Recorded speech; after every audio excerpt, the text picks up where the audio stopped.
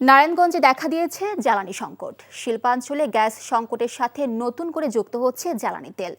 Petrol পাম্পগুলোতে দীর্ঘ line থাকলেও পাওয়া যাচ্ছে না কাঙ্ক্ষিত তেল। এতে ক্ষুব্ধ ক্রেতারা। সিন্ডিকেটকে দায়ী করছেন অনেকে। এ বিষয়ে জানাতে যুক্ত হচ্ছে সহকর্মী বিল্লাল হোসেন রবিনের সাথে।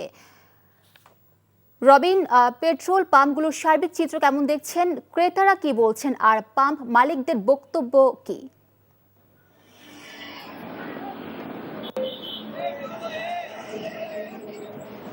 হ্যাঁ, মিলি আমি এখন দাঁড়িয়ে আছি নারায়ণগঞ্জ ঢাকা মহাসড়কের পাশে একটি পেট্রোল পাম্পে। সেখানে সকাল থেকে আমরা দেখেছি ভোর 6টা থেকে দীর্ঘ লাইন, কিন্তু পেট্রোল পাম্প থেকে তাদের তেল সরবরাহ করা হচ্ছে না। পেট্রোল পাম্প কর্তৃপক্ষ জানিয়েছে তারা তেল পাচ্ছেন না, বিদায় তারা দিতে পারছেন না। গত 2 দিন ধরে তারা কোনো ডিপো থেকে তেল পাননি।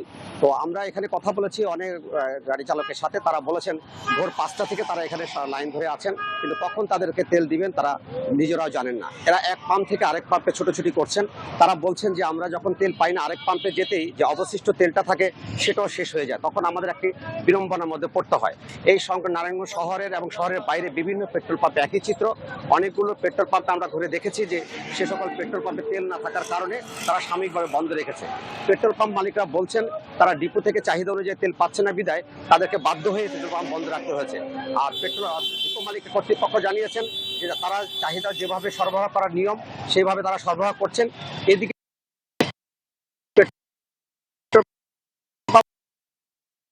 আমরা বিভিন্ন পেট্রোল পাম্পের আজকে সকাল থেকেই অনেকগুলো ঢাকা চট্টগ্রাম মহাসড়ক এবং নারায়ণগঞ্জ ঢাকা লিং রোডের অধিকাংশ পেট্রোল পাম্প আমরা বন্ধ রেখেছি এবং বিএসপি খোলা আছে সেটার মধ্যে দীর্ঘ গাড়ির লাইন এবং তারা তেলের জন্য দীর্ঘ সময় ধরে অপেক্ষা করছে।